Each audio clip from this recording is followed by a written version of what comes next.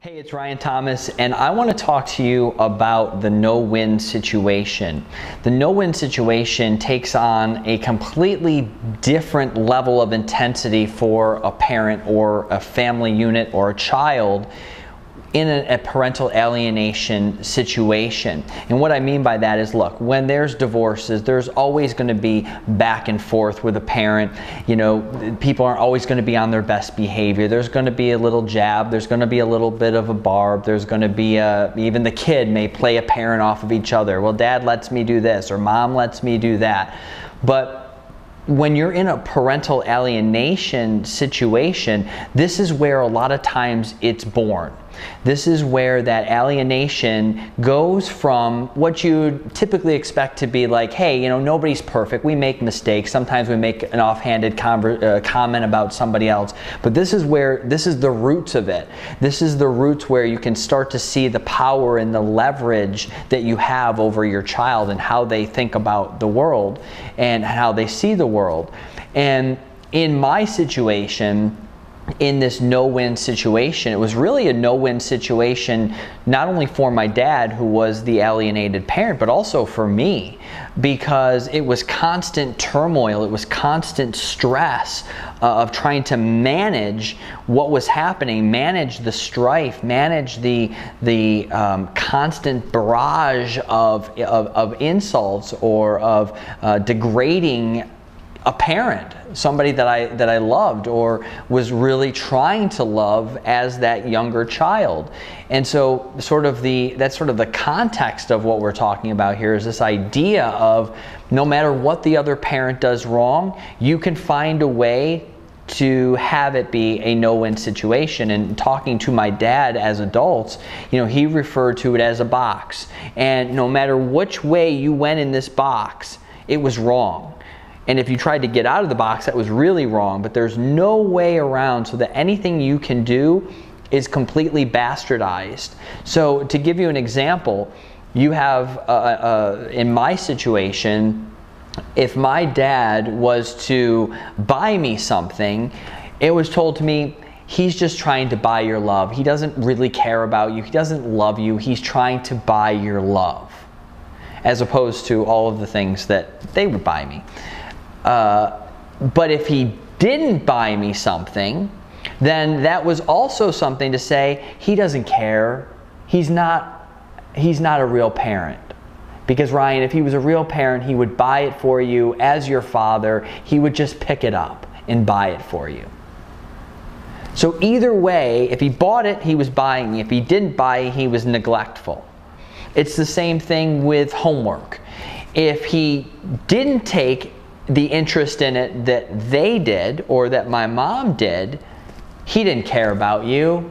He doesn't care about your schooling. He's not a real parent. A real parent is the one with flashcards, not just asking about it, not just talking about it. He was actually the one that was doing it. So that's not a real parent. But if he did try to go an extra step, if he did try to take an interest or try to help out in that situation with homework, it was very easy to say, oh, I see, now he wants to be a parent. Now he wants to do something. Day late and a dollar short. Why bother now? So anything you do that, from a child's perspective, anytime dad wants to get involved, it's a bad thing. It's for ulterior motives. It's to do something to manipulate me, or to do something bad to me, whatever that was. But if he didn't do something, which, by the way, didn't do something can be anything that they make up, because the controlling parent and the regime gets to set the playing field. They get to set the terms. So not caring about sports, or not caring about helping with homework, or not buying something can be anything that they think of to find a way that he's not doing. He doesn't care about that. He's not interested. So if you're a kid and you grow up, just as an absurd example, if you're a kid and they're constantly saying after a conversation, did he ask you about whether or not you like it when the sun shines, and you go, no, he didn't really say anything about that, we just played. So he doesn't care about whether or not you like the sun, and he doesn't care about whether you want to go out and play in the sun, or if he takes you inside on his visitation, he doesn't want you to be in the sun. And you're like, I don't know, I guess. So that's an absurd example, but in this world of nothing you do is right, you're in a no-win situation. The alienated parent is constantly fighting against the unknown, because the controlling parent with all of the influence is the one that's telling the child what's important, what they should be looking for, what cues they should be looking for, both sins of action and omission. If they do something, it can be easily seen as a sin or an act of commission, and if it's not anything, then it's an act of omission. They don't care. They don't give a rip about you. They just as soon let you go out on the street as opposed to help you. So you really see again how that is destructive to the relationship, but also as the kid, I just thought that if my dad did something, it was bad, and if he didn't do something, it was bad, and he didn't care, and thank God I had Mom. Thank God I had all these other people to carry all the weight. And that was the story that was reaffirmed over and over and over again. You don't need him to do that. You don't need him to do that. We're the ones that take care of you. So he can take it and shove it. He's a day late and a dollar short. Things like that. But you don't need him anyways, because we're the providers. We're the ones that love you. No one else can love you. Not like we can. And if he didn't do something, it's just as easy to say, thank God you have us. You better be thankful every single day that you have us, because if you didn't have us, you see how he is. Be out on the street, living an awful life. You'd have no success. You wouldn't have any friends. You wouldn't have anything. You'd just be you'd be like a little shriveling nothing if it wasn't for us. And so what that also does is that also creates for me a no-win situation, because if ever I want to say something that's in opposition to them, if I want to say something that says, I know you guys said this, but more than I'm getting older, I'm kind of realizing that I might like to do something like that over here. Really? We didn't have much problem with it before. And so it creates this control. It's an unending control. And that control will weave itself into every decision that the child, that me, makes. So you may have a kid that's this high or this high that's dealing with this kind of stuff. But it's not just about you and the relationship. This is something that's going to hang on, and that kid is going to need some help, because it's going to show up in other parts of its life, just like me. So when this became a non-issue about my dad, when they wiped my dad off of the map and they didn't have to worry about him anymore, it was just like, awesome, next. What else do we want him to do? Oh, he's got a relationship. Let's nix this one. Oh, he's got a marriage. Let's get into this, because this is not what we want.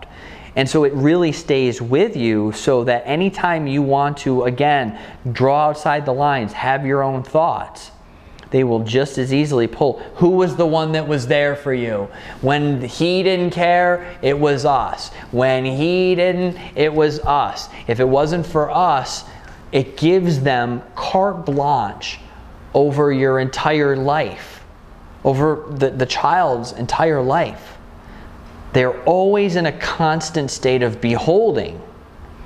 And at the same time, in my situation, you go from that selfish love, that controlling, that constricting love, whereas the other parent, in my situation with my dad, was the most caring, loving, giving love, unconditional love that there ever was, that I've ever experienced in my entire life now that I'm an adult. Thankfully, I've been able to experience his love as an adult. And it's so different. And the challenge is that when you're fighting that unconditional love, you want to keep giving it, but it just gets bastardized. Everything gets bastardized. So it's just a word to the wise that while it seems like it's really an issue of that parental alienation with the relationship between you and your child, it's something that's going to just stick with the kid for a long time, and maybe forever. But that's why the sooner we can get them to have those light bulbs go off and discovering what's happening. And I'll get into how do you start to let the child realize for themselves what's going on, and how that experience for me was light bulb, oh crap, oh my God, everything is not as I thought it was. That's where you want to get the child to be, because once that happens, you can start to deal with and help them through all of the complete upside down that they realized that their life was, and how everything they thought they knew is not right. But again, that's a different video, and that is a different set of concepts. So again, in a no-win situation, that is really difficult to you can really lose yourself, both the child and the alienated parent.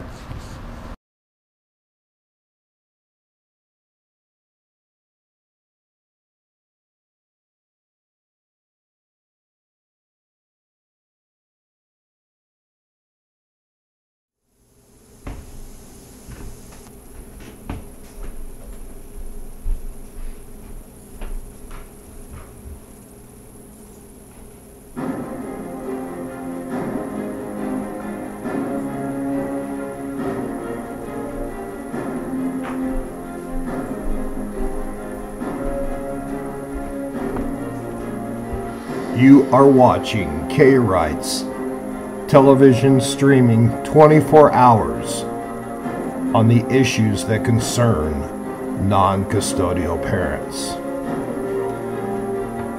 Krights, exposing child support corruption. Krights, putting the links between parental alienation and narcissistic behavior, making it challengeable disorders that can be linked together, and even children can be tested. Krights. We are Krights TV, streaming 24/7 for you, the non-custodial parent. We are a free form. We are available to any non-custodial parent out there that needs to get their story out. Stream your videos with us. Let us all become a voice. We are no one, but we are everyone. We are the non-custodial parent. We are Krights. K for kids, because kids have the rights to be with both parents. We are Krights, a voice, a message, an idea. We are not one person, we are not two people, we are a mass of millions of non-custodial parents, their children, and their extended families who have been affected grossly and aberrantly by the child support enforcement system, by the abuse of alienating parents. We are Krights Radio, and the truth continues here when it comes to the issues of non-custodial parents and child support enforcement corruption. There are felons working within our system of child support collection. They are not the people that should be overwatching, and too many senators, too many other people are making millions of dollars from child support enforcement. Money siphoned off in undistributed collected funds. The issues are so deep, there's so many of them, and we have them here with the people who wrote the laws to expose them and all that has been happening. We are Krights Television, 24/7 streaming for the non-custodial parent. We are all one voice to be heard. Krights Radio, and the truth continues.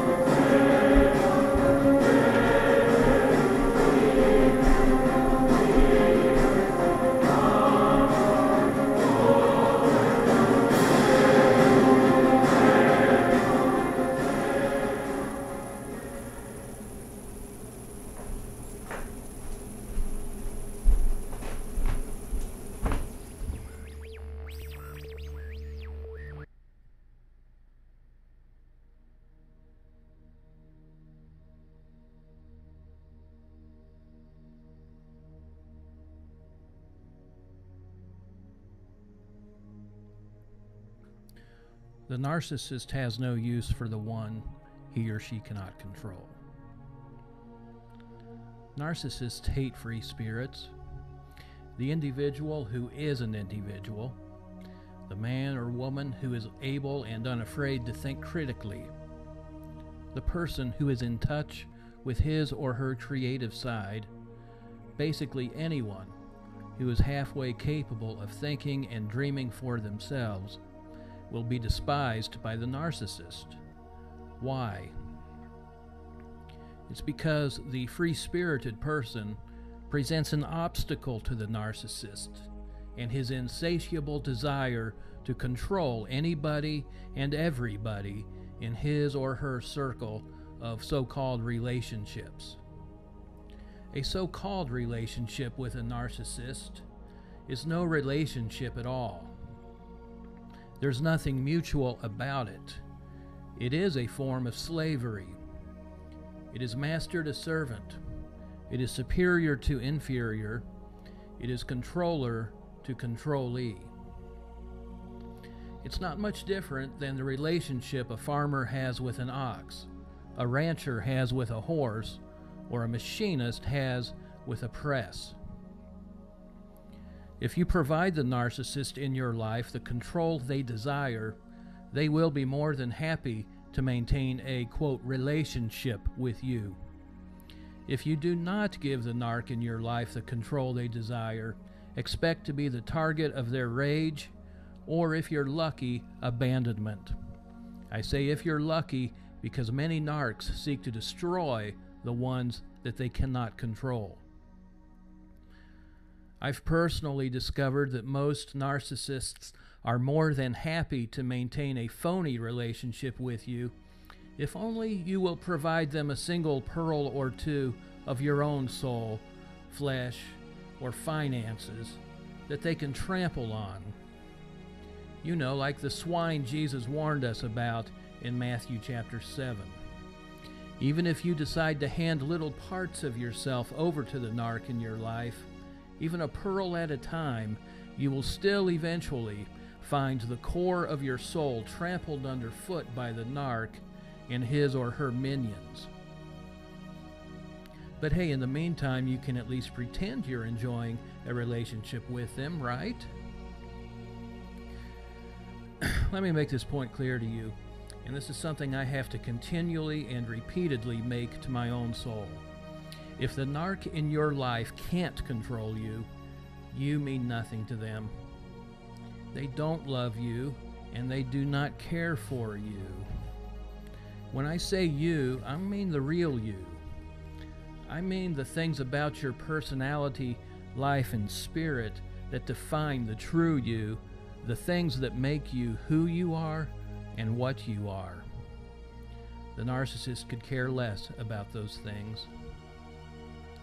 Their so-called love for you extends to the level with which they can derive a use from you, like the farmer loves his ox, or a rancher loves his or her horse, or someone may love their new car.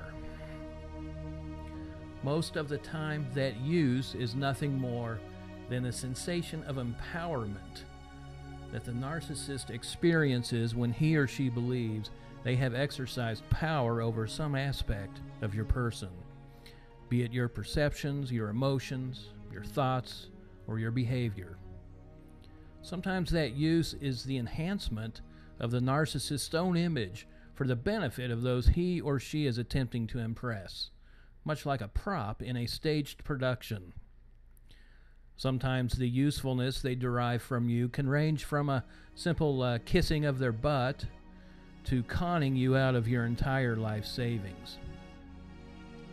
Either way, any relationship you have with a narcissist will always, and I must emphasize always, be built upon their ability to control and exploit some, if not all, aspects of your life. I believe 2 Peter 2:3 words this better than any psychology manual when it states that false messengers, which perfectly describes the narcissist, will attempt to make merchandise of you. If they cannot control you, and subsequently exploit you, you mean nothing to them. Now here's a warning. Don't make the mistake of falling for the relationship card when you decide to cut ties with the narc in your life. If and when you muster the strength to sever ties with a narc, expect a full-fledged attack on your morality, character, and integrity. Much of that will be centered on your unwillingness to enjoin yourself to the narc. You will be the one accused of a callous refusal to maintain relations with one so loving and kind as the narc in your life. All of the feigned and fake acts of kindness heaped on you by the narcissist, they'll be thrown back in your face as examples of your selfishness and your pettiness, as well as the narc's mercy and tenderheartedness. Don't think for a moment that the relationship card tactic won't be used on everyone in your circle of family and friends that the narc may have access to. They're going to hear about your bitter, unforgiving heart, while the narcissist all along only wanted a relationship with you. They did want a relationship with you on their playing field alone, a one-way relationship, the narc's way, of course. If you are a free spirit, if you believe that God created you to be an individual personality with unique abilities and purposes in life, if you are someone who possesses the capacity to think for yourself, if you are any of these things, you need to stop wondering why the narcissist in your life targeted you for humiliation, shame, and possibly even destruction. Or if you're fortunate, stop wondering why the narcissist in your life simply discarded you like yesterday's rubbish.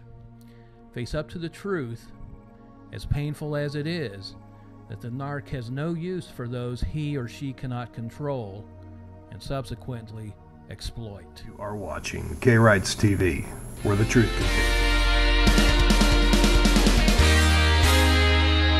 Divorce by its very nature tends to be a messy affair, but sometimes when things hit rock bottom, one parent tries to turn the kids against the other.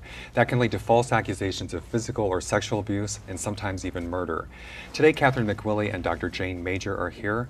They belong to an organization, Help Stop Parent Alienation of Children, or Parent Alienation Syndrome. Catherine's a Southern California police officer, and Dr. Major has a PhD in education and teaches parenting. Very happy to have you both here today. Thank you. It's a pleasure to be here. Well, I just want to say, in general, in a divorce, the parties may not be, there may be no love lost. Well, there is some love lost between the two. They may not like each other very much. Right. But what makes this worse than a normal divorce situation? What is parent alienation syndrome? People can become terribly obsessed with having the child love them and love them alone. Mm-hmm. And that means that they have to X out the other parent. And it really is a sickness. It really is an obsession to eliminate. I want this child to only love me and take care of me. And essentially, the alienated child is in the role of taking care of the parent who's doing the alienation. Mm. It's a very serious problem. And you consider it to be mental illness in some cases on the part of the parent? The normal people don't act like that.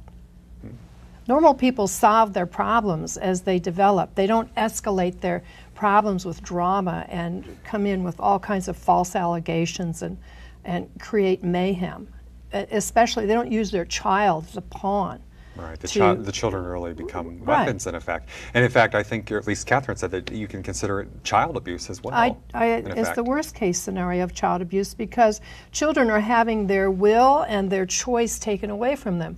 And they're also having a parentectomy where that healthier parent is removed, cut out from the child's life, but so are the grandparents, the relatives, the friends. This child has lost innumerable resources that could help them grow up in a healthy way.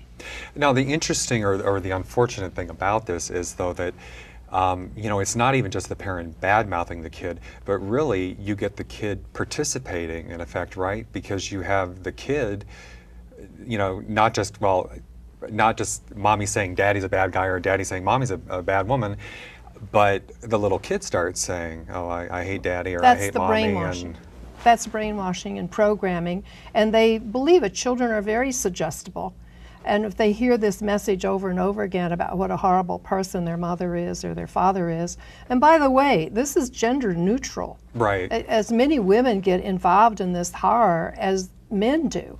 Well, and that's why I guess we'll take that on right at the beginning then, because I didn't realize until Catherine pointed out this to me, but really in effect this is sort of a political subject, because the National Organization of Women, I read on their website, has denounced the whole concept and said it does not exist. It's a construct of men or the system used against women. And so by coincidence, when I heard this, although I probably would have invited someone from there if I'd known sooner, but by a great coincidence, all three of my guests today are women, and you're saying it exists, absolutely. So what is your take on that? Is it now says it doesn't exist and you're crazy? And it's just a profound ignorance of the problem. And that's one of the reasons that I started the Stop Parent Alienation of Children, because across the board there is so much ignorance on this subject. Mm-hmm. It's very, very painful to see children falling through the cracks if people don't understand the nature of the problem and the seriousness of the problem. It would be really grand. I'd love it if we could just sort of get a magic eraser and erase this horrible thing. Mm-hmm. But a lot of women seem to have singled out men as being the perpetrators of this horror against malicious men against women, good mothers. But mothers do this as much as men do this. Right.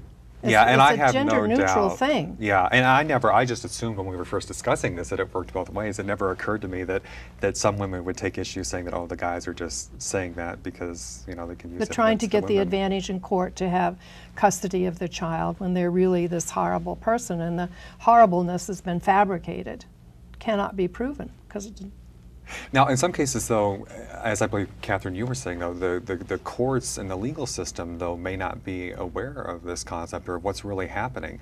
What do you see as a police officer out there? You know, as a police officer, what's happening is we're getting pulled into the custody issue, just like schools are being pulled into it, just like hospitals are being pulled into it. You know, it's no longer a custody problem that occurs strictly in the courts and strictly in the family. Mm-hmm. As the children become more brainwashed, as they become more stronger in their position that a physical abuse or a sexual abuse has occurred, now the schools are calling the police department to conduct an investigation. Mm-hmm. Police department responds, and then we're also bringing in Department of Children's Services. Then the children's courts may be involved. The district attorney's office may become involved. It's no longer a simple issue that's just occurring in the family between two parents, and with the court making the decision as to whose custody the children should go to. Mm-hmm. Now we're bringing in the legal system, and because it's still an issue that has not been decided upon by many, not being recognized, there's no training. Right. Now, for law enforcement officers, we, as soon as we hear that it's a custody or there's a divorce, we give perhaps a little less credibility to some of the allegations, and we'll look for the children mimicking statements that are not appropriate to their age. We'll look for body language that may not be appropriate in their behavior towards the one parent or the other, something that doesn't fall within what would normally occur in a child abuse investigation. But I'm assuming, though, that this puts you in a really difficult position, because on the one hand, these are very serious allegations, and nobody denies. I mean, there are men who beat up their wives, or husband and wives who kill each other or sexually abuse the kids. These things happen, but yet when somebody's fabricating it and using that as a weapon against the other one, you know, you can't minimize the potential seriousness, exactly. But yet you can't. So how do you deal Well, with the problem is you always want to err on the side of caution. You always want to err on the side of protection of the child. So, you know, that's what society says. We are a society built around wanting to protect our children at all costs. Mm-hmm. Well, sometimes that means that we're putting parents through terrible legal system in dealing with the issues. We're subjecting people to false allegations. We're putting them through interviews. They're having to get criminal attorneys for protection. And then the other issue that's not even recognized is what are we doing to the children? You know, that children are being reinforced to tell a story against dad, or they're being reinforced to tell a story against mom. They're actually being encouraged. And the more they get involved in the story, the more incredible the story becomes. That's how we tell sometimes. But they become very convincing. And so how do you help protect a child when in some ways they're being encouraged to talk about this scenario by the district attorney's office, by the police officers? And then when you do finally prove if it is false, because obviously there are valid complaints of child abuse investigation, that's what makes it so hard. You want to protect children from valid allegations. When you have a false allegation that comes back, how do you mend the relationship? Right, because at the very least, you're talking the child, even if they think they hate the parent, they're losing a parent in effect. Correct. There is a cost there, even if they don't know it. If they think daddy's an evil person or mommy's an evil person, they lost a parent that, you know, they could have had him otherwise. What is hard to understand is that these allegations need to be proven. But so often what prevails in court is not the truth, it's the appearance of truth. And it's because the severity of the he said and she said and the confoundedness of the complexity of all of this, the targeted parent is in a serious defensive posture trying to prove what didn't happen really didn't happen. Because as with so many of these false accusations, that just the mere accusation is enough to cast doubt on you. Right, and as you say, we caution on the side of protecting the child, especially if there's a sexual molestation. That's the holocaust of a family, is to throw that false allegation out, and then how do you prove that that didn't happen? It's, you know, there's a lot of backlash back and forth among men and women on this issue. What we want to do is shed some light on what is the issue. What is parent alienation? Any of us could recognize it. Parent alienation is any time a parent speaks badly about another parent in a way that the child can hear it. And that can go from mild, moderate to severe, or the obsessed parent. We'll pick up on that in just a minute. We'll be right back.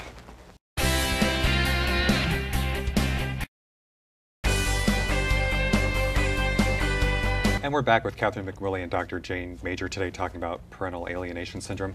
Well, you raised a good point about the degrees of severity, and also I'm wondering, is it it's not necessarily always intentional, perhaps. It could be unintentional. Or unaware? You know, the parents who do the mild and the moderate version of it, they can be reached.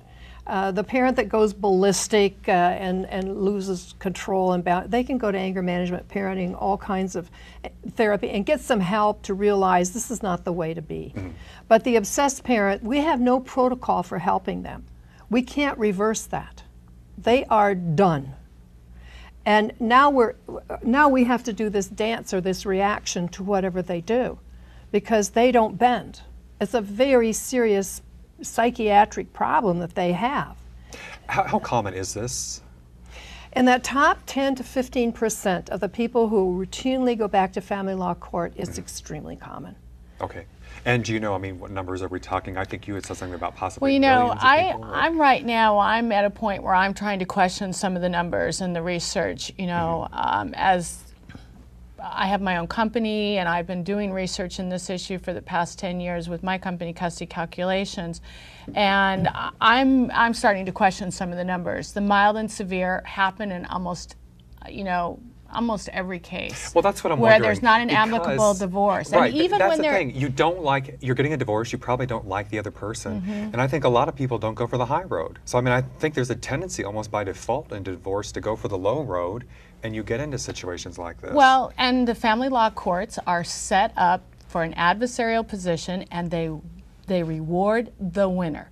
And the winner is the one who plays the game to win at all costs. And let's face it, children are the prize in family law. You know, they are the most sought after, forgive me, but asset when parents come to divide up the family. You know, their whole future is affected, one parent or the other, in rewarding the children. And it comes with a lot of emotional reward for the parent. I'm a good parent, I'm going to have my children love me more than they love the other parent. There's tremendous pressure put on the children. tremendous. Yeah, it's just unfairly. unfortunate. You know, you hear, and sometimes you don't believe it when you hear people say they're getting a divorce, but they're still friends. But suddenly that The sounds lucky few. preferable to the idea that, you know, winner take all. The majority or, of people can figure it out. They can share their children. The majority of children do share their children. In California, we have a presumption of shared custody for the last 26 years. And so that's an assumption. But we're talking about the really severely wounded people that cannot share their children at all. You consult with parents. Yes, I do a lot of consulting with parents that have parent alienation syndrome. What percentage of parents do you think are able to stand back and say, okay, we're getting a divorce, I don't like him, or she doesn't like, you know, him, or he doesn't like her, whatever, but we're not going to drag the kids into it? How many people can stand back and say that? I think the statistics, about 85% of parents can figure it out. I mean, they'd be very angry with each other initially, but they figure it out eventually, and things calm down. Again, it's that top 10 to 15% that cannot negotiate. They cannot go to mediation. This is a winner-take-all mentality. And you said there's not really much you can do with those people? You can't fix those people. So now what? And as you said, the courts reward the parent who comes in and is, there is very few sanctions for anybody that makes a false allegation about anything. And that's very bizarre. They don't go to jail, they don't pay heavy fines, they don't have community service. There's no, there might be a little hand slap, and that's it. And it encourages people, and the delays in family law court are horrific. And so therefore the alienation can continue unabated all this time. So what do you think is the solution? What reforms well, for one would you thing, like to see? these people have built a house of cards because the children do not want this. They want both of their parents in their lives. And many of these children can be brought back with the right kind of care if the most disturbed parent can be isolated from their life so that they're no longer doing this alienation. So in the article I wrote, Parents Who Successfully Fought Parent Alienation Syndrome, what kinds of things work when you have a parent that's that disturbed that you have to work around the person, you can't work with them. Right. And there are ways, there are strategies that can really Meaning work. if you're trying to take the high road and the other one's taking the low road. You'll probably lose. Lose. I mean, you have to take that, no, I'm kidding. You have to take the high road and be the decent person, and when you come out the other side, you have to be seen as the sane one. You know, if you're the sane one, act the part, right? You have to be seen as the stable one. Those So are the don't get people caught that up in the prevail. drama and, well, people do get caught up, and it's heart-wrenching. It will just tear your heart out what goes on here. And the problem is, too, is going back to the courts don't want to reward bad behavior. They want as much to make good decisions, good rulings, but they really aren't aware of how they contribute to the scenario, how they reward for bad behavior, how they encourage it, and they don't realize what the impact is to law enforcement. You know, again, I know that Dr. Major is pointing out that it's 15%. Well, as an officer responding to radio calls, I'm telling you, the crime in the United States, 25% of our crime in this country, from suicides, homicides, domestic violence, child abuse investigations, it's related to family law. That's pretty, you know, that's pretty big numbers. When you talk about 16,000 homicides in this country and 4,000 of them may be related to family law. And speaking of homicide, I believe that one of the people who, I don't know if he was the founder of the one organization, but that helped stop parent alienation, but it was at least in memory of one guy who was actually killed by the child. Right.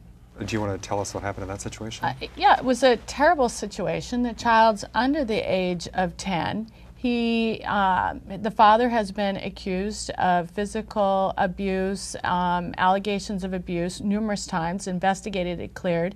He happens to be a doctor, and the parents were going through a divorce. He gets his hands on a handgun that's owned by his mother. The son. Yeah, the son. And when he's going for visitation in custody to visit his father, he shoots his father. That's the extreme case of parental alienation. But and apparently something like the mother was right there or knew about it, or he went in the house yeah, with a gun. she's a nurse.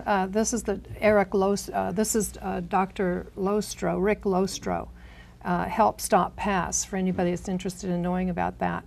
The son, who's now 12, has now been sentenced to the Texas Youth Authority, and will for a very severe sentence for it.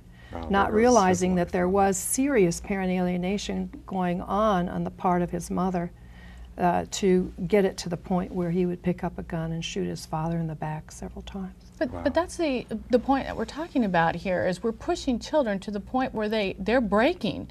They're breaking under the stress of being forced to pick one parent or the other, or being forced to the point where violence is now being taken out against the parent because they don't have anywhere to go. And just the tragedy of that is that, okay, so she got rid of the SOB in her opinion, but the kid now is in jail. For murder, and so... His life will be permanently A lot changed. of children, if they can recover from this, are horrified at how badly they have treated the really good parent after the fact. We'll be right back.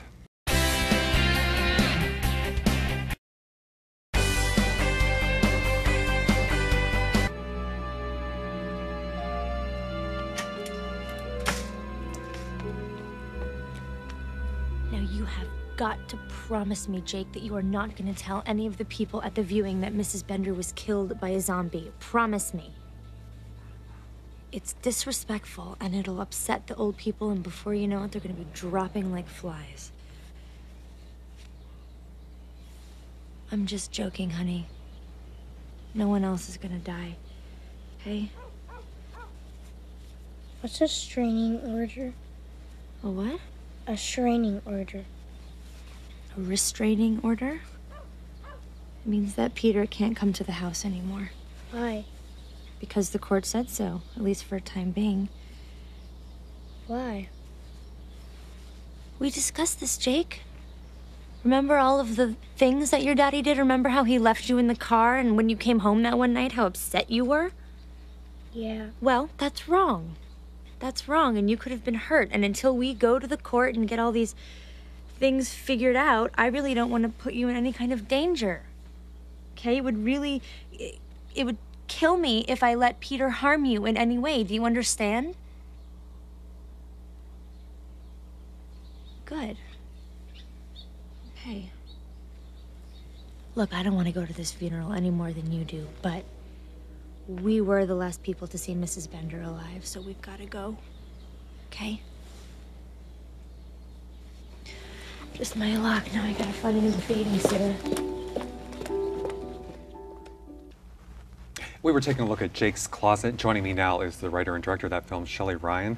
Very happy to have you here today. Thank you. Well, when I saw that film a few months ago at the screening, I told the publicist afterward, I said, that just reminds me of the awful things that people do during divorce. And when I came across this topic, I thought, wow, I just saw a movie about that.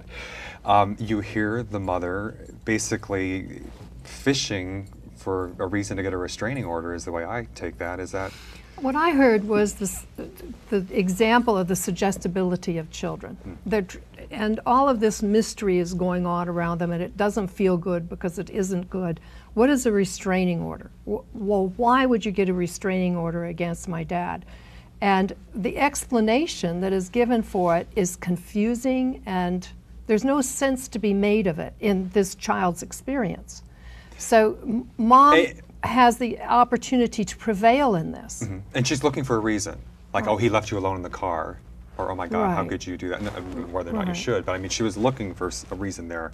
Because one thing that you show in some of the other scenes is there's the neighbor who I think in a way is kind of manipulative and is kind of talking her into, like, you know, you better get a good attorney or take him to the cleaners and, you know, you don't have to put up with that crap. But this was based on a friend of yours, someone you know, is kind of where you got the idea? Yeah, I had watched a girlfriend of mine go through a divorce, and she had a little boy about Jake's age, and I kind of watched her incrementally. It started off very civil, and you know, as time went by, things got a little bit more hostile, and soon enough, he was refusing to go on visits, and then. You know, I guess the end of the story is that one day she called me and asked me if she should have him deported. Wow, her husband, you mean? Yes, Yeah. her ex. I Okay. mean, So he wasn't a citizen here or something? Or... no, it was. I don't know if she could have done that, but that was the obsession that she had. And by the time she had called me, she'd been thinking about it for days and probably researching, and I talked her out of it, based on her own desire to, I told her that her son would then blame her later, and that seemed to be a decent argument. But what touched me about this was, watching what was usually a really rational, loving person kind of go off the deep end, with all the emotion That involved. is what I said to Kim, your publicist, afterward. I said, that is a smart woman or a smart director or person, very perceptive about human nature, the way people are, because again, you could see that she was kind of getting, she was going down at one step at a time. The obsession that she had, it starts off mild enough, but then it starts to take a life of its own. And that's what's so disturbing, because there's just no end to the allegations. They create a reality, and then they believe their creation, and it has nothing to do with what the truth is. And in this case, then the little kid ends up, well, I won't give away too much, but ends up, maybe we'll say a bit. He manifests his anxiety through an imaginary problem that, causes more problems for everybody in the family. But do you know what happened in real life? What happened with the little kid now, or has some time gone by? I think, with time things leveled off. But, I remember at the time just feeling for him, being able to see how confused he was by the whole thing, and which led me to do more research and interviews with former children of divorce and get their stories as well. So you did research as well, because again, I thought it was interesting to find out kind of at the last minute that Now was opposed to this, because you're both women, you're both saying it happens. What do you say to that, people who say you're making it up? I mean, you did your research, you made a movie about it. Are you making it up, or does it happen? It's very real. They just don't understand how real that is, and how dangerous it is for women. There are many men that do this, and many women that do this to men. Right. To say that... Oh, it works both ways. Yeah, it's absolutely both ways, and it's preposterous that there's anybody on the planet that doesn't see what you saw in that family. I think some of the controversies over the syndrome title, the behavior is very real. It is. It happens in the mildest forms, and probably most divorces, when things are tense. That's what I thought. And a parent I thought, says something hurtful about the other parent. It doesn't matter what you call this problem, the brainwashing and programming of children, you could call it whatever. Right. But it happened to be called parent alienation syndrome by Dr. Richard Gardner. He was the first to identify this problem, and he's come under serious attack. And therefore, the name has come under, the designation of PAS has come under serious attack. But thank you both very much for being here today, Dr. Pleasure. Major Thank and you. Shelley Ryan. The film is Jake's Closet. Thank you also to Catherine McWillie. Thanks everybody for watching. We'll see you next time.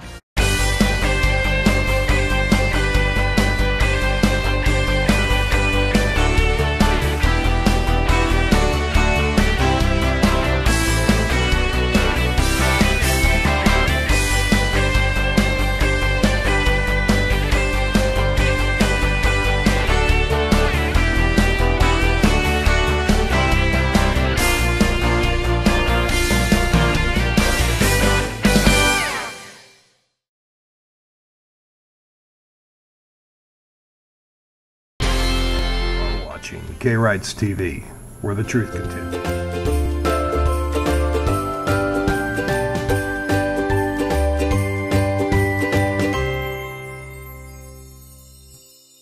Hi, this is Sean Garrison, online editor of Cordell & Cordell and dadsdivorce.com.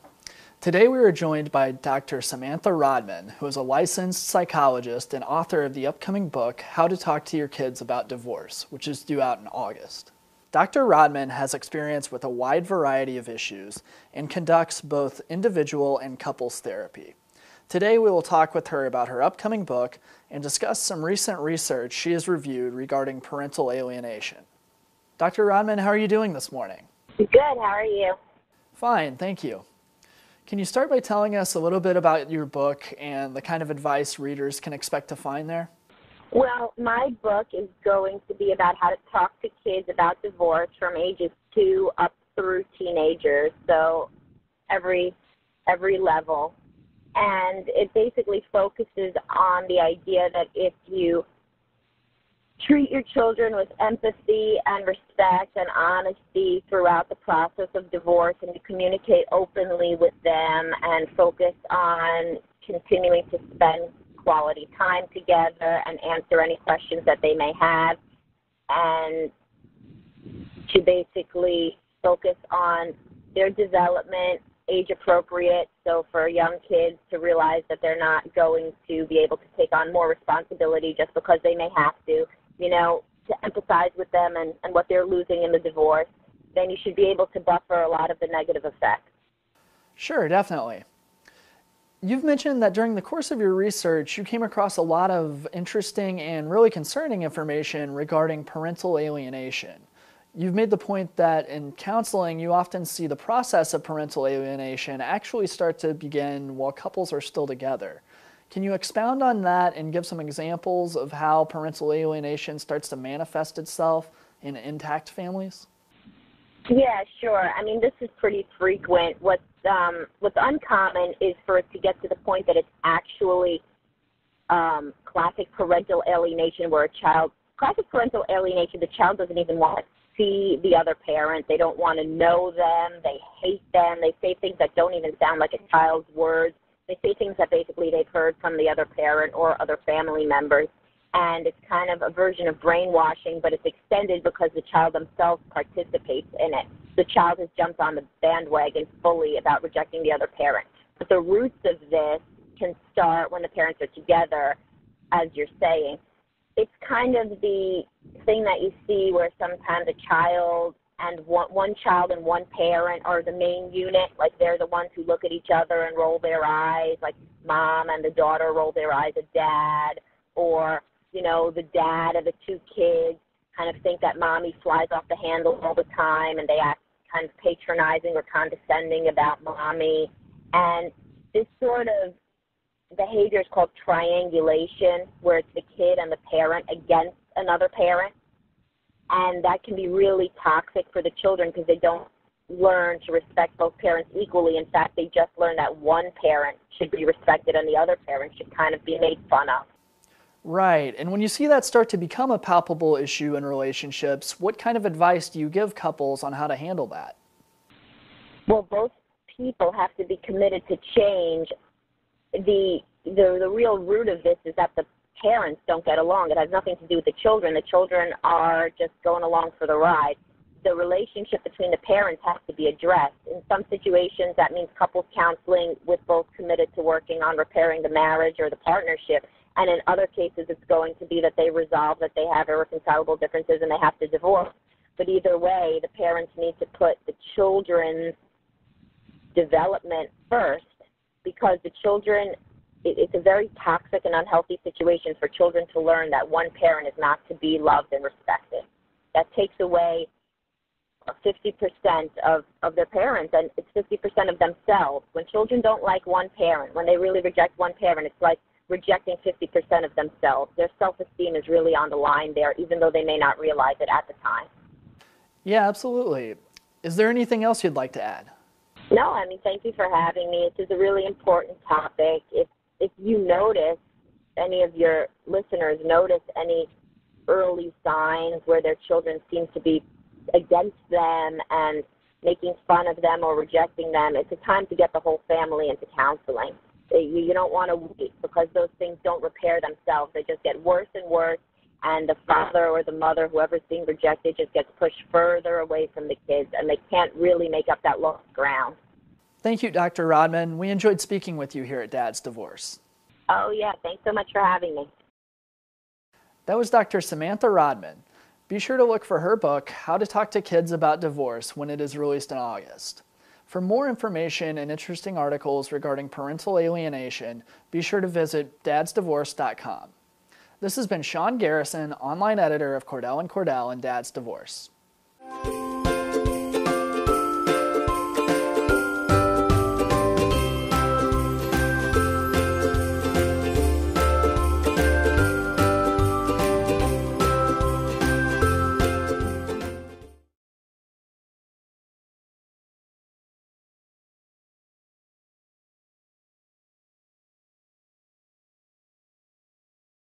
One morning show on all of cable news.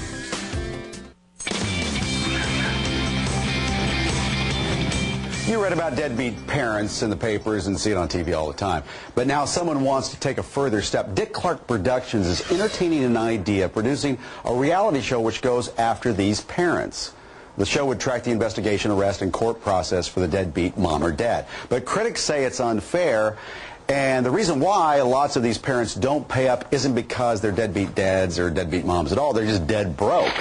Richard Farr is the founder of Kids Rights Radio and the station's on-air commentator. And Richard, thank you for being with us. Hello, thank you very much. You know, I describe this as America's most wanted kind of for deadbeat dads and moms. Is that accurate? That's the way that they wanted to portray the program, and from all of our understandings from the initial discussions with the production company, that's the way that they would like to take it. What's it going to be called, Deadbeat?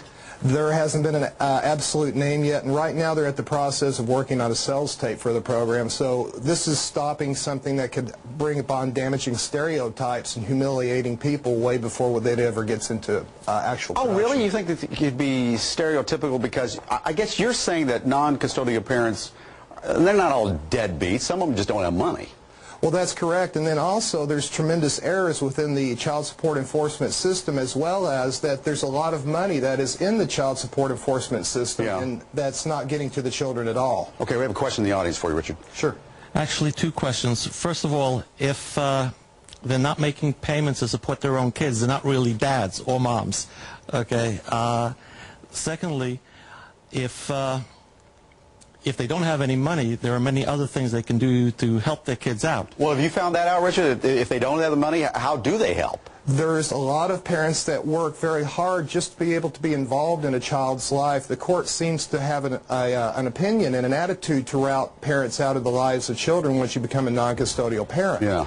So that's really a big problem, that once you can take and enforce issues such as parenting time, you will soon find that the whole child support issue dissolves away very quickly. So we got two issues going here. One is that whole issue of so-called deadbeat parents, and maybe that's not what they are. And the other was this TV show. Who pitched this idea? I understand it's a police, was it a police officer? That's right. There was a police officer in Council Bluffs, Iowa, who pitched the original idea, and come to find out that there may be some problems there with him as well. And they weren't exactly honest going into this program, even when we spoke to the executive producer at Dick Clark Productions. And that's another issue that concerns us very much, is that if the executive producer is going to tell us, and please let me say also that, you know, with Dick Clark not being there and him currently being ill, I think that there may be a situation that he just doesn't know, because he is a long-time icon of wholesome America values, and I just think that if Mr. Clark actually knew what was going on with this program, I don't think it would have even have gotten this far. Would anybody want to watch this?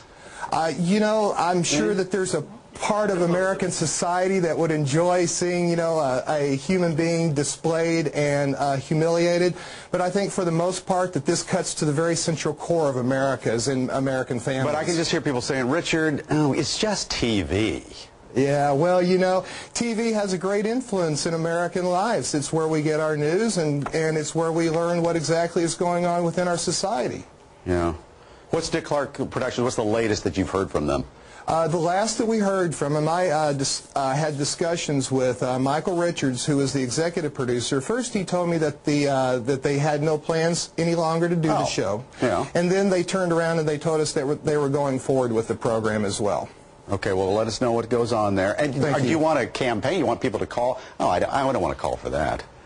What have you been doing, calling Dick Clark Productions and trying to get them to stop? Yes, I've worked very close trying to have discussions with Michael Richards of Dick Clark Productions, and have spoken with other people within the organization. Yeah. So. Okay. Well, Richard, keep us informed on that story, okay? Thank you very much. You know what you can call us, tell us what you think about that particular story there, or any topic we have on Dayside. You simply go to our website, foxnews.com, and you go to the slash and it says Dayside. It's very easy.